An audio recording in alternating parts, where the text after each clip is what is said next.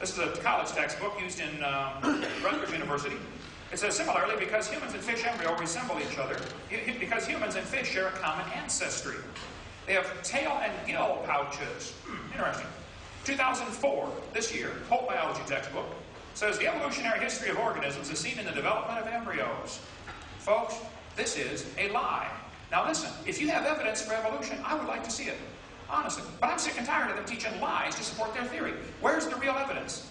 Here's 2004 biology textbook saying these shows these organisms must have a common ancestor. What? Similar foreleg structure and gills? Evidence from anatomy? Evidence from embryology?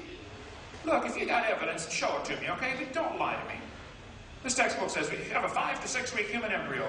Then it says by 7 months, the fetus looks from the outside like a tiny normal baby, but it's not. It's not a baby at 7 months. Hello?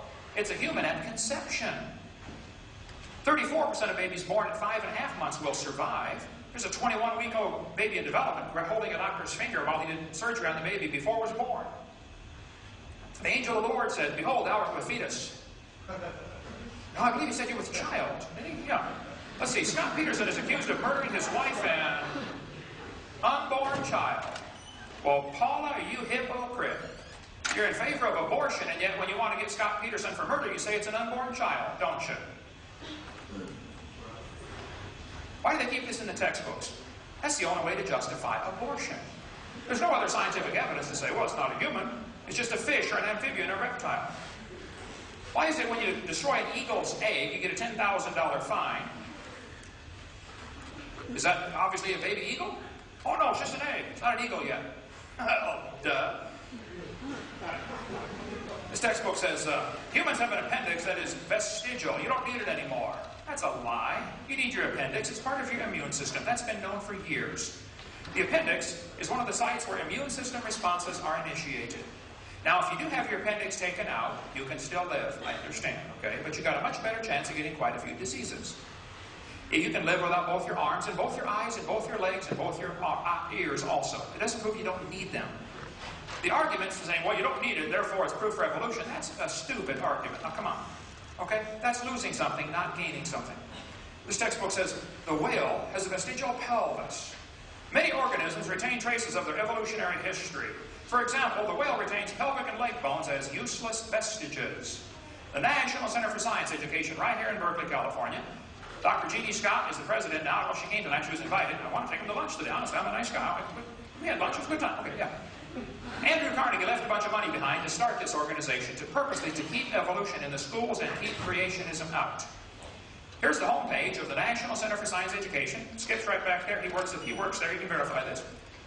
Welcome to the homepage of the National Center for Science Education. We are a non-profit, tax-exempt membership organization working to defend the teaching of evolution against sectarian attack. We are a nationally recognized clearinghouse for information and advice to keep evolution in the science classroom and scientific creationism out. That's why they exist. That's perfectly fine, if they're not using tax dollars to support this agenda. Here's a brochure put out by the National Center for Science Education in the storefront building right there in downtown Berkeley, a few blocks from here. They say, is this how the whales evolved? From bossy to blowhole? Did a cow evolve to a whale? Oh, there's only a few differences between a cow and a whale, you know. The address is now actually in Oakland. Oh, it's in Oakland now. Okay. I'll change it. Fix it. Okay. Yeah. Whales have a vestigial pelvis and leg bone that serve no purpose. They have hind limb bones that have no function. Just imagine whales walking around. It's true. Well, these are the bones they're talking about right there. Just about all large whales have these bones in their abdomen. Just imagine the whale walking around. You know, I have tried to imagine it, and I just can't. Yep, here it is. The whale's pelvis is located far from the vertebra and has no apparent function. The whale's pelvis is evidence of its evolution from four-legged land-dwelling mammals. Folks, this is simply a lie. Those bones in the whale's abdomen are special bones that have special muscles attached to that allow the whales to reproduce. Whales are pretty big, you know. They just simply can't have more baby whales without a little assistance from these special bones and special muscles. Now, anybody that's telling you the whale's pelvis is evidence of evolution is either ignorant of whale anatomy or they're lying trying to support a theory. But it's not true. That page should be torn from the book. They say, these structures are considered vestigial. Yes, For example, hind limbs of whales are vestigial structures. This is a 2004 textbook. This author is ignorant of whale anatomy or lying to you. Probably just ignorant. Ignorance I can understand, okay? But fix it. There are no vestigial structures, and if there were, that's the opposite of evolution.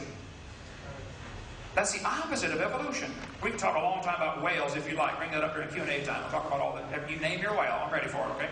There's no evidence. And again, the fossil evidence wouldn't count at all. Okay? We got stuff on all of them. I have a 15.5-foot python snake skin in my museum. If you look down at the south end of that snake, you will see it has two little claws attached to two little tiny bones going up inside the snake's body. The textbook says, boys and girls, these are rudimentary hind legs of a python snake. Reduced hind legs. There we go. This is simply a lie, okay? Those little claws are used in mating. The snake doesn't have any arms, okay? And he can't talk and say, scoot over, honey. This has nothing whatsoever to do with evolution.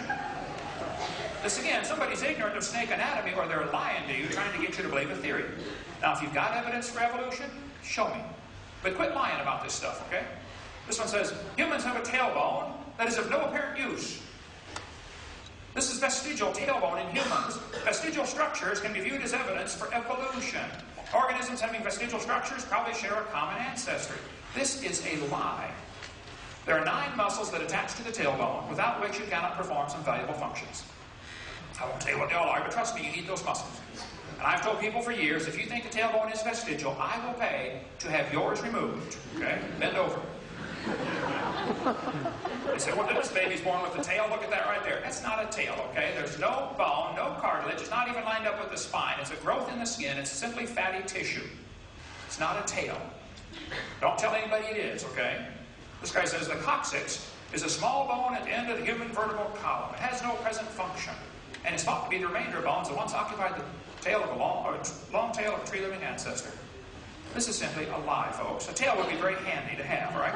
Now, if there's evidence for evolution, I honestly would like to see it. I've been offering $250,000 for evidence for evolution. Now, people will pick on the creation theory and say, well, how can you get those animals on the ark and blah, blah, blah. You can pick all you want. But listen, I'm not asking for the creation theory to be taught at taxpayers' expense. They are asking for their religion to be taught at taxpayers' expense. So the burden of proof is on the evolutionist, not on the creationist. We don't have to prove our theory. If all the taxpayers start paying for it, then we'll have to prove our theory. Meanwhile, burden of proof's on you. So I'll take any questions. If you think there's some evidence for evolution, I would like to see it. We're going to have a short break here, give you a chance to go potty, get a drink. But if you have some evidence, honestly, I would like to see it. Okay? But this it almost always degenerates into an ad hominem attack on me. I'm not the issue, okay? Where's the evidence for evolution? Because that's the theory being taught at taxpayer expense, okay? Thank you. My name is Josiah. I'm an astrophysics student. My question is, can you give a scientific definition of a kind? Not examples of what different kinds are, but as definition that can be applied universally.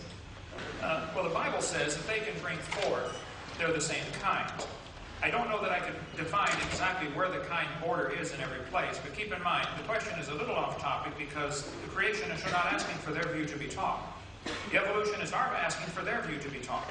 And I think it's obvious to anybody involved in any genetic experiment or anybody breeding cows or corn, there are limits to the variations, which is what I brought out. So I don't think the burden of proof is on the creationists to necessarily prove what a kind is. However, with keeping that in perspective, the burden of proof is on the evolutionist. Now, I think that since the Bible says that if they can bring forth, that is, reproduce, they're the same kind, it could be that animals have diversified, like Alaska rabbits and Florida rabbits can no longer interbreed.